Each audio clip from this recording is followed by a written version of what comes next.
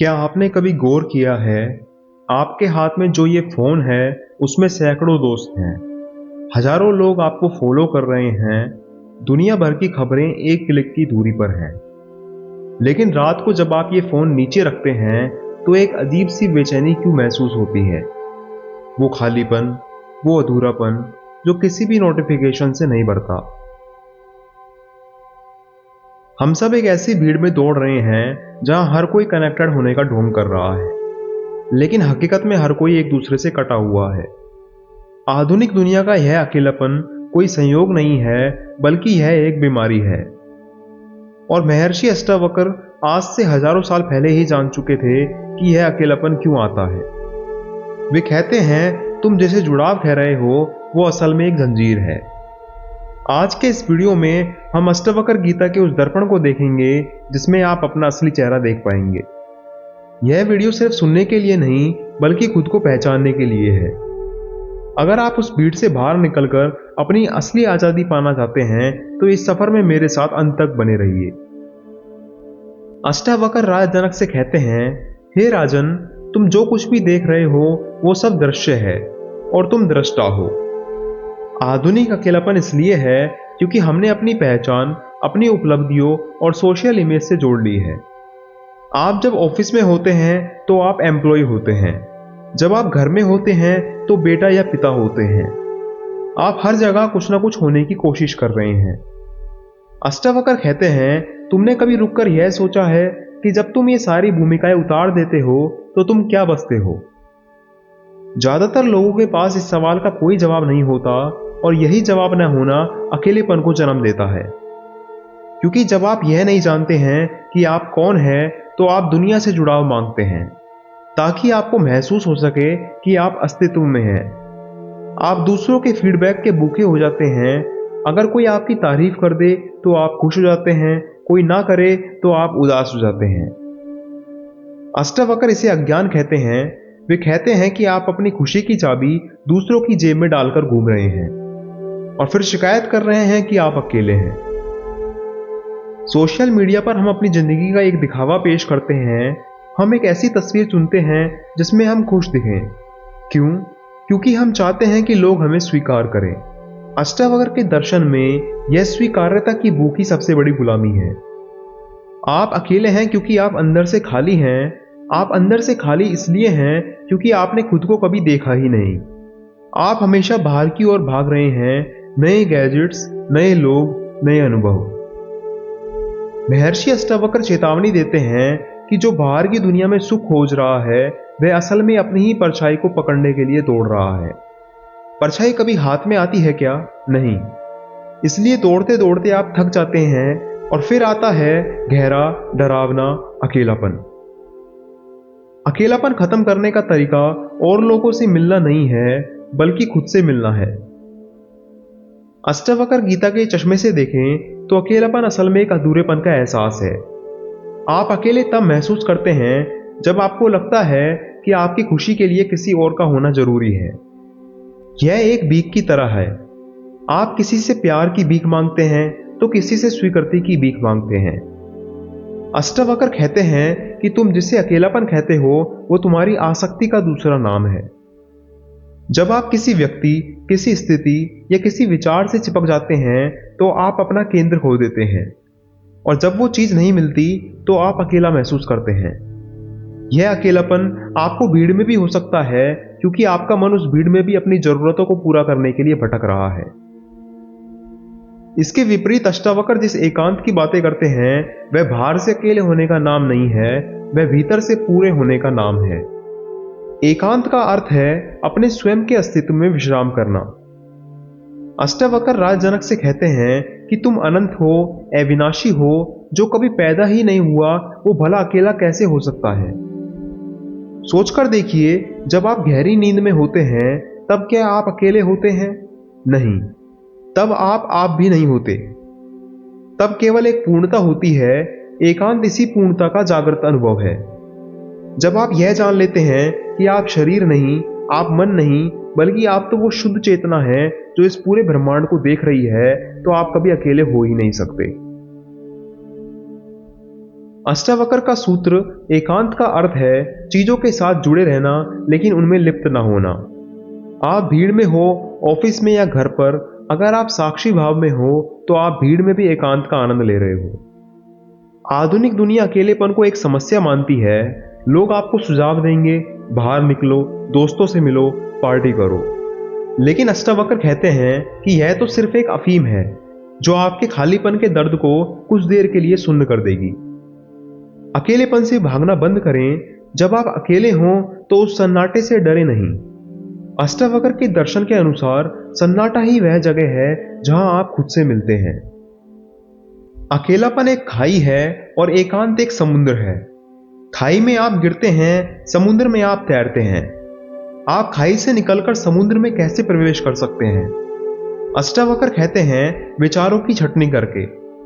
जब आप यह देखना शुरू करते हैं कि विचार आ रहे हैं और जा रहे हैं लेकिन आप वहीं हैं, तो अचानक से वो खाई गायब हो जाती है। अब यहां एक बहुत बड़ा सवाल खड़ा होता है। अगर हम खुद को चेतना मान लें तो क्या हम रिश्ते निभाना छोड़ दें? क्या हम लोगों से प्यार करना बंद कर दें? अष्टावक्र गीता का उत्तर आपको हैरान कर देगा। अष्टावक्र गीता के दृष्टिकोण से हम अकेले इसलिए महसूस करते हैं क्योंकि हम रिश्तों से अमृत की उम्मीद करते हैं। हम सोचते हैं कि अगर यह इंसान मुझे मिल जाए तो मेरा अकेलापन मिट जाएगा। यह उम्मीद ही रिश्तों में अपेक्षा पैदा करती है और अपेक्षा ही अंत में अकेलेपन और दुख का कारण बनती है। अष्टावक्र राजजनक से कहते हैं, हे राजन, तुम जिसे अपना प्रियजन कहते हो वह भी अपनी आत्मा में स्वतंत्र है। तुम जिसे अपना कहते हो वह भी केवल प्रकृति का एक हिस्सा है। यह सुनकर बहुत से लोगों को लग सकता है कि यह बहुत ठंडा और कठोर दर्शन है, लेकिन सच तो यह है कि यही सबसे बड़ा प्रेम है। जब आप यह स्वीकार कर लेते हैं कि कोई भी इंसान आपके खालीपन को भरने के लिए पैदा नहीं हुआ है, तब आप उस इंसान को स्वतंत्र कर देते हैं और यही वह क्षण है जब आप वास्तव में किसी से प्यार कर सकते हैं, बिना किसी शर्त के और बिना किसी डर के। अष्टावक्र गीता हमें सिखाती है कि आसक्ति और प्रेम में जमीन आसमान का अंतर है। मैं तुमसे प्यार करता हूं क्योंकि तुम मुझे अच्छा महसूस कराते हो, मेरा अकेलापन दूर करते हो। यह एक व्यापार है और आसक्ति का भाव है। मैं तुमसे प्यार करता हूं क्योंकि तुम जो हो वैसे ही तुम सुंदर हो। यह एक दान है और असली प्रेम का भाव है। अष्टावक्र कहते हैं कि जो व्यक्ति हर चीज और हर व्यक्ति को साक्षी भाव से देखता है वही सबसे अच्छा प्रेमी होता है, क्योंकि वह रिश्तों में दबाव नहीं डालता। वह जानता है कि आज ये लोग साथ हैं तो ये एक उत्सव है। अगर कल ये साथ नहीं होंगे तो भी उसके भीतर की पूर्णता कम नहीं होगी।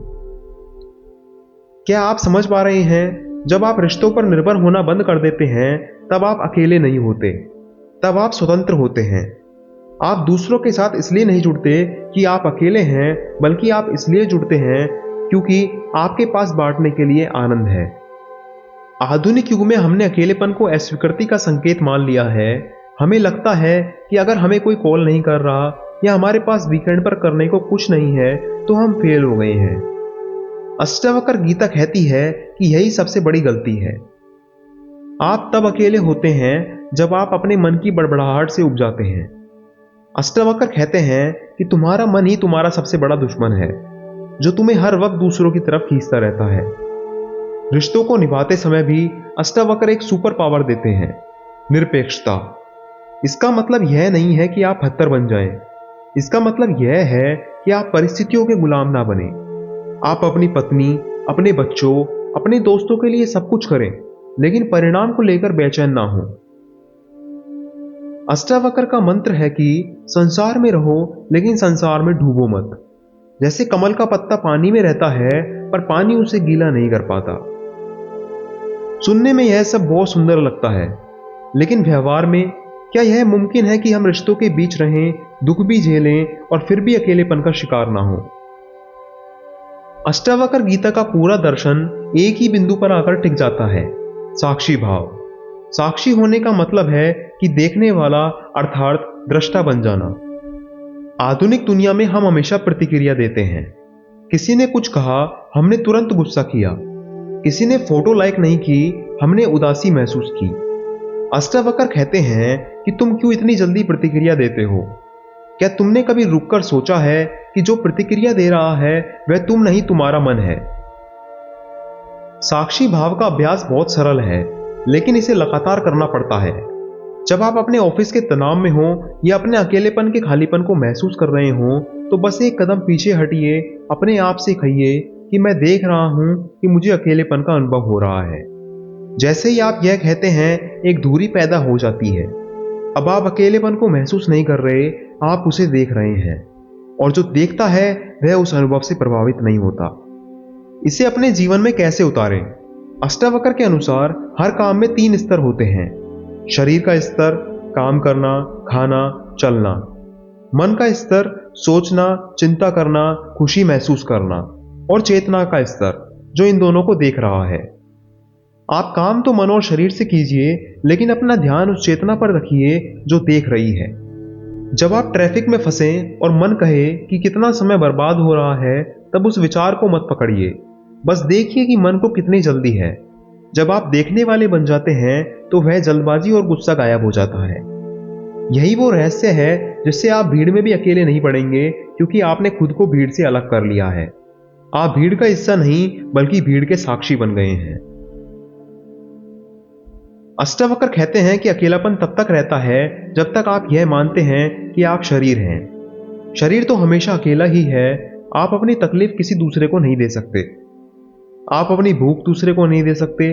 शरीर के स्तर पर तो हम सब अकेले हैं, लेकिन चेतना चेतना के स्तर पर हम सब जुड़े हुए हैं। जब आप अपनी चेतना में स्थित हो जाते हैं, तब आपको यह समझ आता है कि मैं अकेला कैसे हो सकता हूं, जब यह पूरा ब्रह्मांड ही मुझसे बना है। यह कोई कल्पना नहीं, बल्कि एक अनुभव है। जब आप साक्षी भाव में स्थित होते हैं, तो दुनिया की भीड़ आपको डराएगी नहीं, बल्कि आपको एक खेल की तरह दिखेगी। आप उस खेल का आनंद लेंगे, लेकिन आप जानते होंगे कि आप खेल के मैदान से परे हैं। हमने अब तक अकेलेपन के कारण, एकांत की शांति, रिश्तों के सच और साक्षी भाव के अभ्यास को समझ लिया है। लेकिन इस यात्रा का सबसे अंतिम और सुंदर पड़ाव अभी बाकी है: सहज समाधि। एक ऐसी अवस्था जहां न कोई अकेलापन है, न कोई भीड़ है, बस एक शाश्वत आनंद है। बहुत से लोग सोचते हैं कि समाधि का मतलब है आंखें बंद करना, पहाड़ों पर जाना और दुनिया को छोड़ देना। अष्टावक्र कहते हैं, नहीं, सहज समाधि वह है जो आप चलते फिरते, काम करते हुए, बात करते हुए और यहां तक कि शोर में भी अनुभव कर सकते हैं। यह कोई ऐसी स्थिति नहीं है जो आपको जबरदस्ती बनानी पड़ती है। यह वह स्थिति है जो आपके भीतर हमेशा से मौजूद है, बस अपने शोर के कारण आपने उसे ढक रखा है। जब आप साक्षी भाव को अपनी आदत बना लेते हैं, तो वह साक्षी धीरे धीरे आपके स्वभाव में मिल जाता है। अब आपको अलग से प्रयास नहीं करना पड़ता कि मुझे साक्षी रहना है। आप स्वभाव से ही साक्षी हो जाते हैं, और इसे ही सहज कहा जाता है। आप काम कर रहे हैं, लेकिन भीतर से आपके अंदर एक गहरी शांति है। आप बोल रहे हैं, लेकिन भीतर से आप मौन हैं। यही है आधुनिक युग का सबसे बड़ा स्वर्ण मध्य। अष्टावक्र के दर्शन के बाद आपकी जिंदगी बदल जाएगी। जब आप भीड़ में होंगे, तो आप खुद को अलग महसूस नहीं करेंगे। आप महसूस करेंगे कि ये सब लोग भी वही हैं जो मैं हूं, बस इन्हें अभी इसका पता नहीं है। आपका अकेलापन, जो कल तक बोझ था, आज वह शक्ति बन गया है। अब आप लोगों के साथ इसलिए नहीं जुड़ते कि आप अपनी कमी पूरी करना चाहते हैं, बल्कि आप इसलिए जुड़ते हैं क्योंकि आप अति पूर्ण हैं। आपके पास प्यार है तो आप बांटते हैं, आपके पास समझ है तो आप सहयोग करते हैं। आप किसी के गुलाम नहीं हैं, आप सबके साथी हैं। दोस्तों, अष्टावक्र गीता कोई किताबी ज्ञान नहीं है, बल्कि यह जीने का तरीका है। आज की दुनिया आपको भीड़ का हिस्सा बनाना चाहती है, ताकि आप अपना दिमाग ना चलाएं। आप बस कंज्यूमर बनकर रहें। लेकिन महर्षि अष्टावक्र आपको एक सम्राट बनाना चाहते हैं। वे चाहते हैं कि आप अपनी सीमाओं को तोड़ें और उस अनंत आकाश को पहचानें जो आप स्वयं हैं। आज रात जब आप अपने बेड पर लेटें, तो बस 1 मिनट के लिए सब शोर बंद कर दीजिएगा। मत सोचिएगा कि कल क्या करना है, मत सोचिए किसने क्या कहा। बस यह महसूस कीजिएगा कि जो यह देख रहा है कि मेरा मन क्या सोच रहा है, वो मैं हूं। उस पल में आप पाएंगे कि आप कभी अकेले थे ही नहीं। आप वह होने का एहसास है जो हमेशा से यहां था और यहीं रहेगा। अगर आज के सर्वेक्षण ने आपके मन के सन्नाटे को छुआ है, तो यह याद रखिएगा कि आप अकेले नहीं हैं, आप हमेशा स्वयं के साथ हैं। और स्वयं के साथ होना ही सबसे बड़ा मिलन है। इस वीडियो को उन दोस्तों के साथ भी जरूर शेयर कीजिए जो भीड़ में खुद को खोया हुआ महसूस करते हैं। आपके एक शेयर से शायद किसी को वह एकांत मिल जाए जिसकी उसे तलाश है। इस चैनल से जुड़े रहिए ताकि हम ऐसे ही गहरे सत्यों को आधुनिक जीवन के साथ जोड़कर एक जागरूक समाज का निर्माण कर सकें। हम फिर से पेश होंगे किसी और अन्वेषण के साथ। तब तक के लिए शांत रहिए और शुरू कीजिए अपना पहला आत्मसंवाद।